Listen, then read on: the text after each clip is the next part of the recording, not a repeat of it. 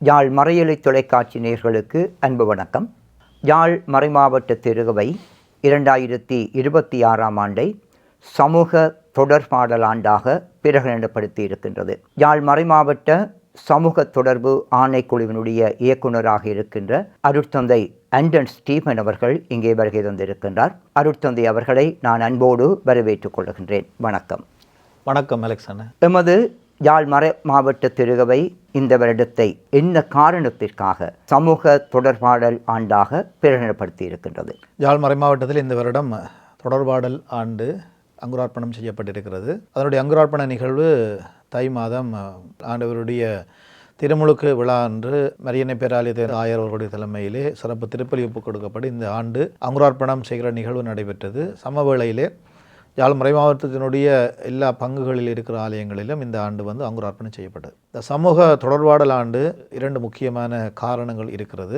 முதலாவது, எங்களுடைய மறை மாவட்டத்திலே பாதுகாவலன் பத்திரிகை ஆரம்பிக்கப்பட்டதன் 180வது ஆண்டு இந்த வருடம். 1876ஆம் ஆண்டு பாதுகாவலன் பத்திரிகை எங்களுடைய மறை மாவட்டத்திலே ஆரம்பிக்கப்பட்டு தற்போதும் அந்த பத்திரிகை தன்னுடைய சேவையை ஆற்றி வருகிறது. ஆகவே அதனுடைய 180வது ஆண்டு நிகழ்வு இந்த வருடம் நடைபெற இருக்கிறபடியினாலும் இந்த தொடர்பாடல் சாதனங்கள் பற்றி நாங்கள் கூட கவனம் செலுத்த வேண்டும். அது தொடர்பான விழிப்புணர்வை நாங்கள் எங்களுடைய மக்கள் மத்தியில் ஏற்படுத்த வேண்டும் என்கின்ற 2 நோக்கங்களையும் மையமாக வைத்துத்தான் இந்த சமூக தொடர்பாடல் ஆண்டு எங்களுடைய மறை மாவட்டத்திலே இந்த வருடம் பிரகடனப்படுத்தப்பட்டு அதுக்குரிய செயல்பாடுகள் முன்னெடுக்கப்பட்டு கொண்டிருக்கிறது. சமூக தொடர்பாடல் ஆண்டிலே எவ்வாறான செயற்பாடுகள் உள்ளடக்கப்பட்டிருக்கின்றன? சமூக தொடர்பாடல் ஆண்டு என்று சொல்லி நாங்கள் பார்க்கிற போது முதலிலே இந்த தொடர்பாடல் அல்லதை பற்றி அறிவது எங்களுக்கு நல்லது. தொடர்பாடல் என்பது ஒரு பரந்த வெளியை கொண்டது. பல வகையான தளங்களிலே இந்த தொடர்பு சாதனங்கள் இருக்கிறது. அதோடு இந்த சமூக தொடர்பாடல் ஆண்டு என்று சொல்லி நாங்கள் பார்க்கிற போது அது வெறுமனே சாதனங்களோடு அந்த தொடர்பாடல் ஆண்டை நாங்கள் குறுக்கிவிட முடியாது. எங்களுடைய தொடர்பாடலை நாங்கள் கூட கவனம் செலுத்த வேண்டும். நாங்கள் எப்படி எங்களுடைய வார்த்தை பிரயோகங்களூடாக நாங்கள் தொடர்பாடலை மேற்கொள்ளுகிறோம், நாங்கள் தொடர்பாடல் செய்கிற முறை எங்களுடைய வார்த்தையை வைத்து எப்படி அமைந்திருக்கிறது, இல்லை எங்களுடைய செயல்பாடுகள் என்ன விதமான தொடர்பாடலை இந்த சமூகத்திலே எங்களுடைய குடும்ப வாழ்விலே, சமூக வாழ்விலே, தனிப்பட்ட வாழ்விலே ஏற்படுத்துகிறது என்பது தொடர்பாகவும், அல்லது தொடர்பு சாதனங்களூடாக நாங்கள் செய்கிற தொடர்பாடல் எப்படிப்பட்டவையாக இருக்கிறது என்பது தொடர்பாகவும் ஒரு விழிப்புணர்வு ஏற்படுத்துவதாக தான் இந்த தொடர்பாடல் ஆண்டு அமைந்திருக்கிறது. தொடர்பாடல் என்று சொல்லி நாங்கள் பார்க்கிற போது ஆரம்ப காலங்களில் ஒரு சுருக்கமான ஒரு வரலாற்றை நாங்கள் உள்வாங்கிக் கொள்வது மிக மிக முக்கியமானது. ஆரம்ப காலங்களிலே மனிதன் எப்படி தொடர்பாடலை மேற்கொண்டிருப்பான் என்று நாங்கள் யோசிக்கிற போது அது எங்களுக்கு தெரியும். நாங்கள் படித்திருக்கிறோம். அப்போது மொழி இல்லை, எழுத்தில்லை, சைகையை மட்டும், அடையாளங்களை மட்டும் பயன்படுத்தி மேற்கொள்ளப்பட்ட ஒரு தொடர்பாடல் முறைமை ஆரம்ப காலங்களில் இருந்தது. அதற்கு பிற்பாடு பல நூற்றாண்டுகள் கழிந்த பிற்பாடு மனிதன் பேசுகிற ஆற்றலை பெறுகிறான். அவனுடைய அந்த தொண்டை நாடி அதனுடைய வளர்ச்சி வருகிற போது அவன் சில சத்தங்களை எழுப்பி ஒரு மொழி என்கின்ற ஒரு உருவாக்கத்துக்குள்ளே வருகிறான். அப்பொழுது அவனுக்கு அந்த தொடர்பாடலை மேற்கொள்ளுகிற ஒரு ஊடகமாக மொழி அவனுக்கு கிடைத்தது. அந்த மொழியூடாக தொடர்பாடலை அவன் மேற்கொண்டு வருகிற போது அவன் பரம்பல் அடைந்து அவன் குழுக்களாக சில இடங்களுக்கு விரிந்து சென்று குகைகளை நாடுகிறான். அந்த குகைகளுக்குள்ளே அவங்கள் இருக்கிற போது குகைகளிலே அவன் சித்திரத்தை, ஓவியத்தை வரைகிறான். தான் கண்டது கேட்டது எல்லாவற்றையும் ஓவியங்களாக வரைகிறான். அப்படி அந்த ஓவியங்களாக வரைந்து அந்த ஓவியங்கள் தான் எழுத்துக்களாக மாறுகிறது. ஊடகத்தில் அல்லது தொடர்பாடலில் எழுத்து என்பது அங்கே புகுத்தப்படுகிறது. வரலாறு ரீதியாக நாங்கள் அறிந்திருக்க வேண்டிய உண்மை. இந்த எழுத்து வருகிற போது அந்த எழுதிய அவன் பதிவுகளை மேற்கொள்கிறான். இந்த பதிவுகளை எப்படி பல இடங்களிலே மேற்கொள்ளலாம் அல்லது இலகுவாக அவற்றை மேற்கொள்ளலாம் என்று யோசித்த போது தான் அவனுடைய அந்த உள்ளத்துக்குள்ளே இந்த அச்சு இயந்திரம் ஒரு பொறியாக தட்டுகிறது. ஆகவே அந்த அச்சு இயந்திரத்தை அவன் கண்டுபிடிக்கிறான். 15ஆம் நூற்றாண்டிலே அந்த அச்சு இயந்திரத்தை கண்டுபிடித்த பிற்பாடு தான் மனித வரலாற்றிலே ஒரு மறுமலர்ச்சி காலம் ஏற்படுகிறது. அச்சு இயந்திரத்தின் கண்டுபிடிப்புக்கு பிறகு வெகுசன ஊடக காலம் தோன்றுகிறது. வானொலி கண்டுபிடிக்கப்படுகிறது, தொலைக்காட்சி கண்டுபிடிக்கப்படுகிறது, இந்த ஊடகம் சார்ந்த விடயங்களில் ஊடக சாதனங்கள் கண்டுபிடிக்கப்படுகிறது. அதனுடைய இன்னும் ஒரு வெளிப்பாடாக 1969ஆம் ஆண்டு இணையதளம் கண்டுபிடிக்கப்பட்டு 80ஆம் ஆண்டுக்கு பிறகு அந்த இணையதளம் இன்னும் ஒரு பரிணாம வளர்ச்சி அடைந்து நவீன ஊடக காலமாக மாற்றமடைந்து இப்பொழுது அந்த நவீன ஊடக காலம் வளர்ச்சி அடைந்து செயற்கை நுண்ணறிவு காலம் என்பதை எங்களுடைய தொடர்பாடலுக்குள்ளே ஏற்படுத்தி இருக்கிறது. இந்த செயற்கை நுண்ணறிவு காலத்துக்குள்ளே தான் நாங்கள் இப்பொழுது வாழ்ந்து கொண்டிருக்கிறோம். ஆரம்பத்திலே சாதனங்கள் வந்து ஒரு அங்கமாக இருந்தது. இப்பொழுது அந்த சாதனங்கள் தான் தொடர்பாடலினுடைய முற்றுமுழுதான தன்மைகளையும் கவர்ந்தெடுக்கிற ஒரு நிலையிலே அதனுடைய பிடிக்குள்ளே நாங்கள் இருக்கிற ஒரு காலம்தான் இந்த காலம். இந்த செயற்கை நுண்ணறிவு என்று சொல்லி நாங்கள் பார்க்கிற போது அது எப்படியான ஒரு தோற்றத்தை எங்கள் மத்தியில் உருவாக்கி இருக்கிறது என்றால், ஒரு மாயை ஏற்படுத்தி கொண்டிருக்கிறது. இருக்கிறதை இல்லாதது போல காட்டும், இல்லாத ஒன்றை இருக்கிறது போல காட்டும். யாரையுமே நம்பி விட முடியாது. தொடர்பாடல் ஒரு சிக்கலான ஒரு சூழலுக்குள்ளே தள்ளப்படுகிற ஒரு காலம்தான் இந்த காலம். இப்படியான சூழலுக்குள்ளே இருந்து கொண்டு தான் நாங்கள் இவற்றை கொஞ்சம் மீளாய்வு செய்து கொண்டு எங்களோட தொடர்பாடலை நாங்கள் எப்படி ஒரு செம்மையான தொடர்பாடலாக மாற்றி அமைத்துக் கொள்ள வேண்டும் என்பதை பற்றி நாங்கள் சிந்திக்க வேண்டும். இது பற்றிய ஒரு விழிப்புணர்வை எங்கள் மத்தியிலே கொண்டு வர வேண்டும் என்று சொல்லி தான் திருச்சபை யாழ் மறை மாவட்டம் இந்த வருடத்தை தொடர்பாடல் ஆண்டாக எங்களுக்கு தந்திருக்கு. மிக அழகாக இந்த தொடர்பாடலுடைய வளர்ச்சியை பற்றி சொல்லியிருக்கின்றீர்கள். சைகையில் இருந்து செயற்கை நுண்ணறிவு வரை ஒரு பெரிய வளர்ச்சியை கண்டிருக்கின்றது.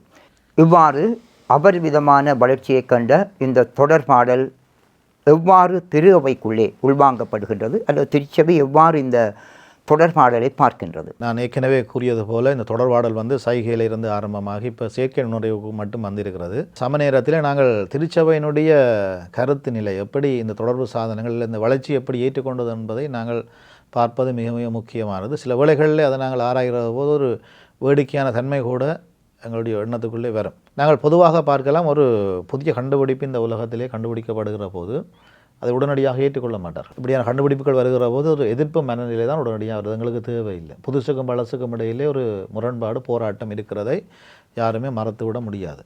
அப்படியான ஒரு எண்ணப்பாடு தான் திருச்சபையில் இருந்தது. இந்த ஒவ்வொரு சாதனங்களும் கண்டுபிடிக்கப்படுகிற போது திருச்சபை ஒரு எதிர்ப்பு நிலையோடு தான் எல்லாவற்றையும் அணுகிற ஒரு தன்மை ஏற்படுகிறது. ஆனால் இந்த ஒவ்வொரு சாதனங்களுடைய கண்டுபிடிப்புக்கு பின்னாலும் கத்தோலிக்க திருவையினுடைய பங்கு மிக முக்கியமானதாக இருக்கிறதை யாருமே மறக்க முடியாது. ஏனென்றால் அச்சு இயந்திரம் கண்டுபிடிக்கப்பட்ட போது அதனுடைய ஒரு நோக்கமாக இருந்தது வேதாகமத்தை பிரதி எடுப்பது. வேதாகமத்தை கையால் எழுதி கொண்டிருந்தார்கள். அதை பிரதி எடுப்பதற்காக இந்த அச்சு ஊடகங்களை அவர்கள் பயன்படுத்திய ஒரு காலம் இருந்தது. அது ஒரு நோக்கமாக இருந்தது, வேதாகமத்தை எடுக்கும். அதே போல் இந்த வானொலியை கண்டுபிடித்தவர் மார்க்கோனிக்கு முன்பாகவே எப்படி நாங்கள் இந்த வானொலிகளூடாக சில தரவுகளை அனுப்புவது என்பது பலராலே கண்டுபிடிக்கப்பட்டு அதனுடைய ஒரு உச்சகட்டமாகத்தான் மார்க்கோனி இந்த வானொலியை கண்டுபிடித்தார்.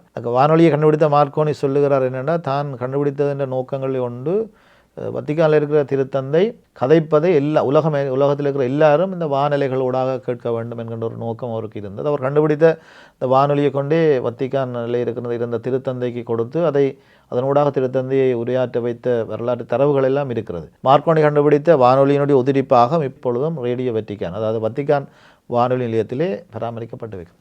ஒவ்வொரு கண்டுபிடிப்புக்கு பின்னாலேயும் கத்தோலிக்க திரு அவையை சார்ந்தவர்கள் இருந்தாலும் திருச்சபை இந்த கண்டுபிடிப்புகள் மட்டும் முதல் ஒரு நேரான சிந்தனையை கொண்டிருக்கவில்லை. ஒரு எதிர்ப்பு மனநிலையை தான் காட்டுது. ஆரம்பத்தில் எல்லாத்தையும் ஒரு தடை செய்கிற ஒரு கட்டம் இருந்தது. அனைத்து தொடர்பு சாதனங்களும் தீமைந்த வெளிப்பாடு, இதனால் நன்மைகள் எங்களுக்கு வராது என்று சொல்லி ஒரு சிந்தனையில் இறுக்கத்தை ஏற்படுத்தி கொண்டு அந்த திரு அவை சில நடவடிக்கைகளை மேற்கொள்ளுது. விசித்திரமான நடவடிக்கை. இப்போ எங்களுக்கு விசித்திரமாக இருக்கலாம், சில வழி அது அவைக்கு அந்த காலத்தில் உகந்ததாக இருந்திருக்கு.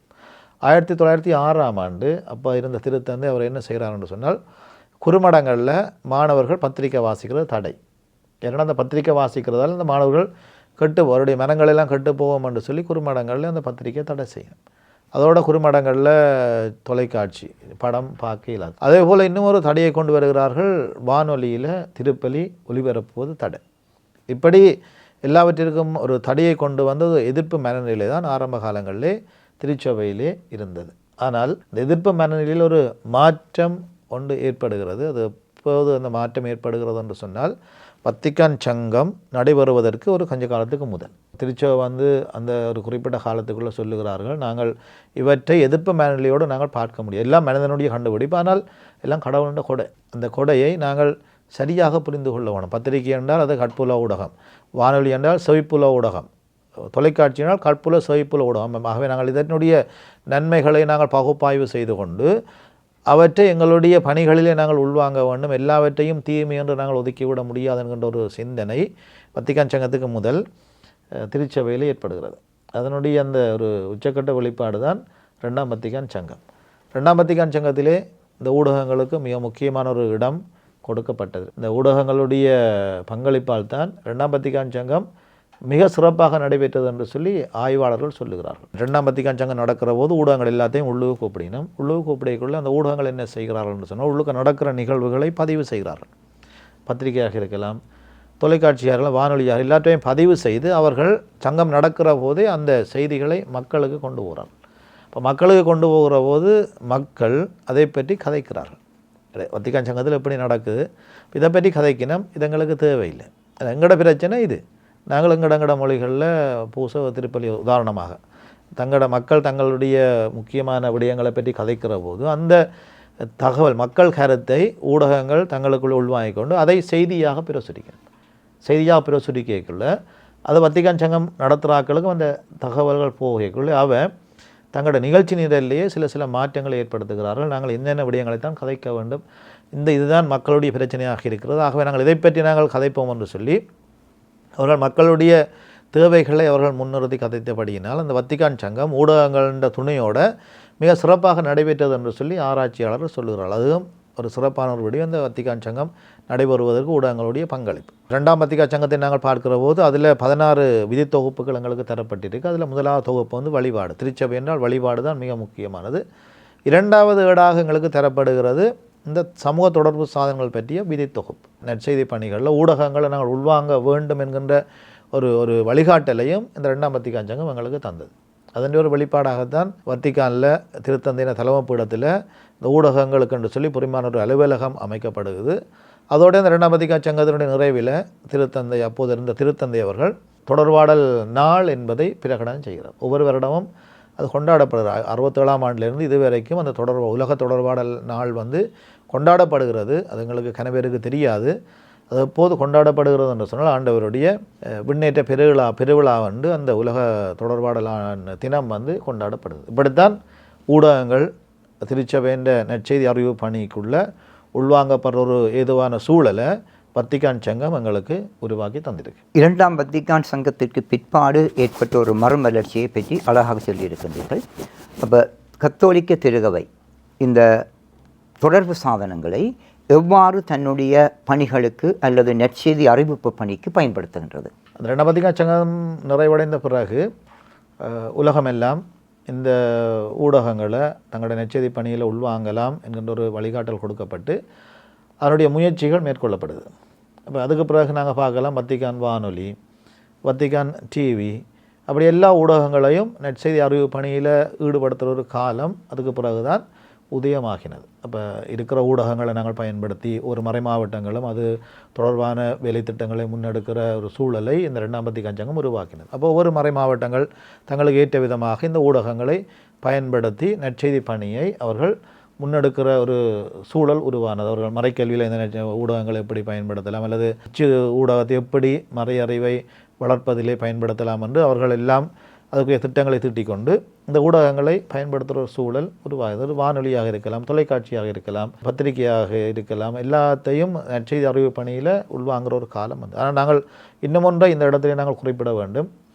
67ஆம் ஆண்டு நடைபெற்ற வத்திக்கான் சங்கம் ஒரு முக்கியமான இன்னொரு விடயத்தையும் அந்த நேரத்திலே எங்களுக்கு சுட்டி காட்டிட்டு என்னென்று சொன்னால் அந்த விடயம் உண்மை என்னென்று சொன்னால் இந்த தொடர்பு சாதனங்களை நல்ல முறையில் பயன்படுத்தினால்தான் எங்களுடைய மனித குலம் எதிர்காலத்தில் நன்மையை அனுபவிக்கிற ஒரு குலமாக இருக்கும். இந்த தொடர்பு சாதனங்களுடைய நெறிமுறை இல்லாத பாவனை பிழையான விதத்தில் பாவித்தால் அது எங்களுடைய மனித குலத்தை அழிக்கும் என்கின்ற ஒரு உண்மையையும் 67ஆம் ஆண்டு 2ஆம் வத்திக்கான் சங்கம் எங்களுக்கு சொல்லிட்டு நாங்கள் இப்போ அனுபவித்து கொண்டிருக்கிறோம். நாங்கள் அதை நல்ல விதத்தில் பயன்படுத்தினால் நாங்கள் பலனடையலாம். அது பிழையான விதத்தில் நாங்கள் பயன்படுத்தினோம்னா அது எங்களோட வாழ்க்கையை அழிக்கும். நாங்கள் யதார்த்தத்தில் நாங்கள் இப்போ பார்க்குற ஒரு விடயம் எங்களுடைய குடும்பங்கள் எத்தனை குடும்பங்கள் சின்ன பின்னமாக போய்க்கணும். எங்களுடைய சமூகமே சில வேளைகளில் இந்த நெறிமுறை இல்லாத பாவனையால் சீரழிஞ்சு கொண்டு போகிறத நாங்கள் பார்க்கலாம். 2ஆம் வத்திக்கான் சங்கம் சமூக தொடர்பு சாதனங்களை திருவருடைய பணிகளுக்கு பயன்படுத்தலாம் என்கின்ற ஒரு அறிமுகத்தை கொடுத்திருக்கின்றது.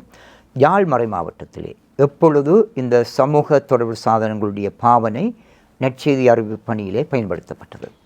யாழ்மறை மாவட்டத்தை பொறுத்தவரையில் யாழ்மறை மாவட்டம் சிறப்பான பல பாரம்பரியங்களை கொண்ட ஒரு மறை மாவட்டம். சமூக தொடர்பு சாதனங்கள்னு பார்க்க இது புதியவையில் யாழ்மறை மாவட்டத்திற்கு 1876ஆம் ஆண்டு பாதுகாவலன் அச்சு ஊடகம் தன்னுடைய பணியை யாழ்மறை மாவட்டத்தில் ஆரம்பித்து விட்டது. அப்போது இருந்த ஆயர் பேரெடுத்தந்தை பொஞ்சின் அவர்கள் அவர் பிரான்ஸ் தேசத்திலே இருந்து ஆயராக திருப்பொழிவு பெற்ற பின் இலங்கைக்கு வருகிற போது அவருடைய நண்பர் ஒருவர் அவருக்கு அச்சு இயந்திரத்தை கொடுத்து அன்பளிப்பாக கொடுத்தார். அதை கொண்டு வந்து தான் யாழ் மறை மாவட்டத்தில் நினைக்கிறேன் கொழும்புத்துறையில் இருக்கிற ஆசிரியர் கலாசாலையில் அந்த இயந்திரம் வைக்கப்பட்டு முதலாவது துண்டு பிரசுரம் 1871ஆம் ஆண்டு அச்சிடப்பட்டது. அந்த துண்டு பிரசுரம் அச்சடிக்கப்பட்ட பிறகு பத்திரிகையாக 1876ஆம் ஆண்டு தன்னுடைய முதலாவது பத்திரிகை அது வெளியிட்டது. அது வந்து ஒரு 180 ஆண்டுகள் பழமை வாய்ந்தது பாதுகாவல் அச்சு ஊடகம். அதுக்கப்பால் யாழ்மறை மாவட்டத்தை பொறுத்தவரையில் நாங்கள் பார்த்தால் தெரியும், வத்திக்கான் சங்கம் நடக்கிற அந்த காலத்திலேயே 1965ஆம் ஆண்டு திருமறைக்கலாம் என்று கலைகள் ஊடாக சமூக பிரச்சனைகளை முன்னுக்கு கொண்டு வந்து தொடர்பாடலை மேற்கொள்ளும் ஒரு நிறுவனமாக அது யாழ்மறை மாவட்டத்தில் அவருடைய தந்தை அமரர் கலாநிதி மரிய சேவியர் அடிகளாருடைய அந்த முயற்சியாலே ஆரம்பிக்கப்பட்டது. அதனுடைய பணி இப்பொழுதும் எங்களுடைய மறை மாவட்டத்திலே நடைபெற்று கொண்டிருக்கிறது. மறை மாவட்டத்தில் மட்டுமல்லாமல் இலங்கை மற்றது வெளிநாடுகளில் கூட அதனுடைய பணி இப்பொழுதும் சிறப்பான முறையில் நடைபெற்று கொண்டிருக்கிறது. கலைகளை நாடகங்கள் ஊடாக தொடர்பாடலை மேற்கொள்கிறது. அதற்கு அப்பால் நாங்கள் இந்த நவீன ஊடக காலம் என்று நாங்கள் பார்த்தோம். இப்பொழுது நாங்கள் தேடிக்கொண்டிருக்கிற காணாமல் போன அவர்கிட்ட பிரான்சிஸ் ஜோசப் அடிகளார் பத்திரிசியார் கல்லூரியில் இருக்கிற போது ஒரு நவீன ஊடக மையத்தை பத்திரிசியார் கல்லூரியில் அவர் ஆரம்பித்தார். ஒரு கலையகம் ஒளிப்பதிவு செய்கிற கலையகம் உண்டு. அது யாழ் குடாநாட்டிலே ஆரம்பிக்கப்பட்ட மிக சிறப்பான ஒரு விடயம். பத்திரிசியார் கல்லூரியில் ஆரம்பிக்கப்பட்ட அந்த கலைக்கூடத்தில் ஏராளமான ஒளிப்பதிவுகள் செய்யப்பட்டிருக்கு. பிறகு இந்த யுத்த சூழல் பத்திரிசியார் கல்லூரியில் இருக்கிற கலையகம் வந்து மறைக்க நிலையத்துக்கு மாற்றப்படுது. அப்படியான யுத்த இடப்பெயர்வுகள் இதனுடைய செயல்பாடுகளை தடை விதித்தாலும் திரும்பி மீள் குடியேற்றத்துக்கு பிறகு பிஷப் சவுந்தர மீடியா அதனூடாக TCNL முதலாவது தொலைக்காட்சி தமிழ் கத்தோலிக்க தொலைக்காட்சி இணையதளம் வந்து ஆரம்பிக்கப்படுகிறது. அது 2011ஆம் ஆண்டு அது ஆரம்பிக்கப்பட்டு அதுவும் சிறப்பான விதத்தில் யாழ் மறை மாவட்டத்தில் இயங்கின ஒரு காலம் இருந்தது. அதற்கு பிற்பாடு 2021ஆம் ஆண்டு மறைநதி கத்தோலிக்க ஊடக மையமாக ஒரு நவீன கலையகத்தை கொண்டு யாழ் மறை மாவட்டம் தன்னுடைய இந்த ஊடக பணியை விஸ்தரித்து மறைநதி கத்தோலிக்க ஊடக மையம் வந்து உருவாக்கப்பட்டிருக்கிறது. நாங்கள் இப்பொழுது இதை ஒளிப்பதிவு செய்து கொண்டிருக்கிறதும் மறைநதி கத்தோலிக்க ஊடக மையம் தான். அழகான ஒரு கலையகம் எங்களுக்கு இருக்கிறது. இதனூடாக நாங்கள் பணிகளை ஆற்றி கொண்டிருக்கிறோம். ஆகவே யாழ் மறை மாவட்டம் இந்த ஊடகங்களை கொண்டு பணியாற்றுவது வந்து ஒரு புதிய விடயம் அல்ல. அது பாரம்பரியமாக இந்த தொடர்பு சாதனங்களை வைத்துக்கொண்டு தன்னுடைய பணியை ஆற்றி வருகிறது. யாழ் மறை மாவட்டத்திலே சமூக தொடர்பு ஆணைக்குழுவினுடைய இயக்குநராக நீங்கள் இருக்கின்றீர்கள். இந்த வருடம் எவ்வாறான திட்டங்களை எமது யாழ் மறை மாவட்ட திருவை முன்னெடுக்க இருக்கின்றது? எங்களுடைய யதார்த்த நிலையை கொஞ்சம் நாங்கள் விளங்கிக் கொள்ள வேணும். இந்த காலம் வந்து தொடர்பு சாதனங்களால் நாங்கள் ஒரு அலக்களிக்கப்படுற ஒரு காலம். பலர் சொல்ல நாங்கள் கேள்விப்பட்டுக்கிறோம், தங்கள் என்னோட நேரம் போகிறோன்னு தெரியாமல் இருக்குது. சில பேர்கிட்ட நாங்கள் உதவி கேட்க போய் சொல்லினோம், எனக்கு நேரம் இல்லை, அது செய்கிறதுக்கு நேரம் இல்லை, இது செய்ய நேரம் இல்லை, இன்னொன்று டைம் வேகமாக போகுது என்ற ஒரு உணர்வு எல்லார்டையும் இருக்குது. இப்போ எங்களுக்கு எல்லாம் டைம் நேரம் இல்லை, நாங்கள் சிலதுகளை செய்கிறதுக்கு நேரம் இல்லை. நாங்கள் அதன் காரணத்தை நாங்கள் பார்த்த தெரியும். இப்போ நாங்கள் தொடர்பாடல் வளர்ச்சியின் உச்சத்தில் நிற்கிறோம், வேகமாக இயங்கி கொண்டிருக்கு. நாங்கள் சில சொல்லிங்கன்னா நாங்கள் இப்போ இருக்கிற காலம் வந்து 5G 5வது தலைமுறை இணையதளம். ஏனென்றால் 4G என்றது 4வது தலைமுறை, 5வது தலைமுறைக்கு இருக்கிற நாங்கள் 4வது தலைமுறை சார விடயத்தை விட 100 மடங்காக அந்த வேகம் எங்களை சுற்றி வேகமாக இலத்திரனியல் மின்காந்த அலைகள் வேகமாக சுழன்று கொண்டிருக்கிறபடியால் நாங்களும் அந்த சுழற்சிக்குள்ளே சிக்கப்பட்டு ஒரு அலக்களிக்கப்பட்ட ஒரு முறையில் நாங்கள் இருக்கிறோம். ஏனெண்டா பாருங்கள், நாங்கள் இப்போ இந்த காலங்கள் ஒரு நாளில் நிரம்ப வேலைகள் நாங்கள் செய்கிறோம். ஆரம்பத்தில் ஒரு வேலையை செய்கிறது கிட்டத்தட்ட எங்களுக்கு ஒரு கிழமை செல்லும். இப்போ மந்த கதையில் இயங்கின இந்த உலகம் வந்து மனசு தொடர்பாடல் வந்து இப்போ வேகமாக இயங்குது. அப்படி இருக்கேக்குள்ளே நாங்கள் சில வேளை எங்களோட வாழ்க்கையை தொலைஞ்சு விடுற ஒரு கட்டத்துக்குள்ளே நாங்கள் போகலாம். நாங்கள் ஒரு மிஷின் மாதிரி இயங்குறபடியாக இயந்திரம் மாதிரி இயங்குறபடியால் எங்களோட வாழ்க்கை பிடிப்பில்லாத ஒரு கட்டத்துக்கு கூட நாங்கள் இருக்கலாம். கன பேர் பிள்ளையான முடிவு எடுக்கிறத நாங்கள் பார்க்கலாம். அதை விட இப்போ இலத்திரனியல் சாதனங்களுக்கு சிக்கப்பட்டு அதில் களவு எடுக்கிறது, ஹேக்கிங் தான் கூட நடக்குது. வாட்ஸ்அப்பை ஹேக் பண்ணுறது, அது எங்களோட காசுகளை ஹேக் பண்ணுறது, அப்படியான ஒரு சூழல் எல்லாம் இருக்கிறபடியால் எங்களோட பிள்ளைகள் எத்தனையோ பேர் அதுக்குள்ளே தங்களோட வாழ்க்கையை பறி கொடுத்து கொண்டிருக்கீங்க. எங்களோட ஒழுக்க வாழ்வு எல்லாம் மாட்டங்கான்ற ஒரு தன்மைக்குள்ளே போயிட்டு. உதாரணமாக எங்களோட குடும்ப வாழ்வு எடுத்து பார்த்தோம்னா இந்த தொடர்பு சாதனங்களால் எத்தனையோ சிக்கல்கள் குடும்ப வாழ்வுக்கு வருது. எங்களோட ஒழுக்க வாழ்வு வந்து இல்லாமல் போயிடுது. ஒரு ஆளுக்கு கனவேர் வச்சிருக்கலாம் என்ற ஒரு எண்ணத்தை எல்லாம் தொடர்பு சாதனம் ஏற்படுத்தியிருக்கு. ஆக்களை நாங்கள் மாற்றி கொண்டு போகிறது, அது கணவன் மனைவி உறவாக இருக்கலாம். தொடர்பு சாதனங்கள் வந்து எங்களை ஒரு கட்டுப்பாட்டுக்கு கொண்டு வர ஒரு சூழல் உருவாக்கிட்டு, நான் ஏற்கனவே சொன்னேன், தொடர்பு சாதனங்களோட பங்கு வந்து ஒரு சின்ன விடயம் தான், ஆனால் அது பெரிய ஒரு விடயமாக மாறிட்டு அதுக்குள்ளே நாங்கள் அலக்கழிக்கப்பட்டு கொண்டு இருக்கிறோம். எங்களோட விசுவாச வாழ்வை நாங்கள் பார்த்தா தெரியும், விசுவாச வாழ்வு சில வேளை குறைஞ்சு கொண்டு போகிற தன்மை இருக்கும். உதாரணமாக நாங்கள் எங்களோட திருநாள் பாசியூர் அந்தோனியார் கோவிலுக்கு நாங்கள் பெருநாளுக்கு போகிறோம்னு வைங்க, அங்கே நற்கரணை ஆண்டவர் சுற்றி கொண்டு வரைக்குள்ள இத்தனை பேர் நாங்கள் முழங்காலில் இருந்து நாங்கள் மண்டாடுறோம் இல்லை. அதில் சின்னலேருந்து பெருசு மட்டும் என்ன செய்தோன்னா கையில் ஹேண்ட் ஃபோனை வச்சுக்கொண்டு படம் எடுக்கிற ஃபோட்டோ எடுக்கிற நிலைமை தான் அங்கே இருக்குது. அப்போ பக்தி எங்கே போயிட்டுது இல்லை, கூடு சுற்றுறதெல்லாம் ஒரு வேடிக்கையாக போயிட்டு. ஃபாதர் வந்து பூசையில் எழுந்தேற்றம் செய்கிற நேரம் எல்லாம் ஆண்டவர் இயேசு உடலாக ரத்தமாக மாறுற சூழலில் இத்தனை பேர் நாங்கள் ஃபோனுகளை வச்சு ஃபோட்டோ எடுத்து கொண்டிருக்கிறோம். அப்போ அந்த மறைபொருளின் தன்மைகள் எல்லாம் மாறும். அப்படி நாங்கள் கணக்க விடியதை சொல்லலாம், எங்களோட விசுவாச வாழ்வு கூட ஆட்டங்கான்ற ஒரு சூழலுக்கு நாங்கள் இருக்கிறோம். யாரும் நம்பி விடையில்லாது. இறந்த ஒரு ஆளை கூட எழுப்பி வச்சு அவர்கிட்ட குரலில் உரையாடுறது மாதிரியான வீடியோக்கள் எல்லாத்தையும் உருவாக்குற ஒரு காலம் தான் இந்த காலம். இப்போ இந்த காலத்துக்கு நாங்கள் இது கேட்க எங்களோட முக்கியமான நோக்கம், இந்த வருடம் நாங்கள் செய்ய வேண்டிய முக்கியமான நோக்கம் இதை பற்றி ஒரு விழிப்புணர்வு கொடுக்குறது, பெற்றோருக்கு ஒரு விழிப்புணர்வு கொடுக்குறது, பிள்ளைகள் என்ன மாதிரி இதை மட்டும் கூட நல்ல விதத்தில் அதை பயன்படுத்தலாம் என்ற ஒரு விழிப்புணர்வு கொடுக்குறது தான் இந்த வருடத்தின் முக்கியமான நோக்கமாக இருக்குது. அதை நாங்கள் செய்ய தொடங்கினோம். பங்குகளுக்கு போய் அப்படியான விழிப்புணர்வு விடயங்களை நாங்கள் பலதரப்பட்டாக்களுக்கு சொல்கிற ஒரு விடயமாக நாங்கள் அதை முக்கியத்துவப்படுத்தி இருக்கிறோம். நாங்கள் இப்போ இருக்கிற சூழல் எப்படியான வாழ்க்கையை நாங்கள் பாதுகாக்கலாம், இந்த தொடர்பு சாதனங்களை நாங்கள் எப்படி நல்ல விதத்தில் பயன்படுத்தலாம் என்கின்ற வழிமுறைகளை சொல்கிற ஒரு விடயமாக தான் நாங்கள் முக்கியமான செயல் திட்டம் அமைஞ்சிருக்கு. அப்போ இன்னொரு விடயம் இருக்குது, இந்த காலங்களில் கூட நெகட்டிவான கருத்துக்களை எதிர்மறையான ஒரு ஆளை பற்றி பிள்ளையான கருத்தை வந்து எல்லோரும் பிளந்தடித்து பார்க்குற ஒரு சூழல் இருக்குது. அப்படியான ஒரு சூழலுக்குள்ளே அதுகளை நாங்கள் பரப்புறாக்களாக சிலவளை நாங்கள் மாறுவோம், பிள்ளையான கதைகளை பரப்புறாக்களாக மாறுவோம். உதாரணம் இப்படி ஒரு ஆஃபர் இருக்குது, ஒரு சலுகை இருக்குது, நாங்கள் இது 10 பேருக்கு ஷேர் பண்ணினால் எங்களுக்கு 10 லட்சம் ரூபா காசு வருமென்ற ஒரு செய்தியை பார்த்து நாங்கள் 10 பேருக்கு பரப்புகிறோம். அது அப்படியானதெல்லாம் ஒரு ஃபேக், ஒரு பிள்ளையான ஒரு தகவல் பரிமாற்றம் நடந்துடும். அப்படி இருக்கக்குள்ள நாங்கள் அதை முறியடிக்கிறது எப்படி நல்ல செய்திகளை நாங்கள் பரப்பலாம் என்றதை நாங்கள் கொஞ்சம் யோசிக்கணும். அப்போ நல்லதை நாங்கள் எப்படி நாங்கள் நல்லதை நாங்கள் செய்யலாம், அப்படி இந்த நிறைமுறையான பாவனையாக இந்த தொடர்பு சாதனங்களை மாற்றலாம் என்ற தொடர்பாகவும் நாங்கள் சில வேலை திட்டங்களை நாங்கள் முன்னெடுக்கிறோம். சில குழுக்களை உருவாக்கி நல்லதுகளை நாங்கள் பகிர்ற விதங்களை நாங்கள் உருவாக்குறோம்.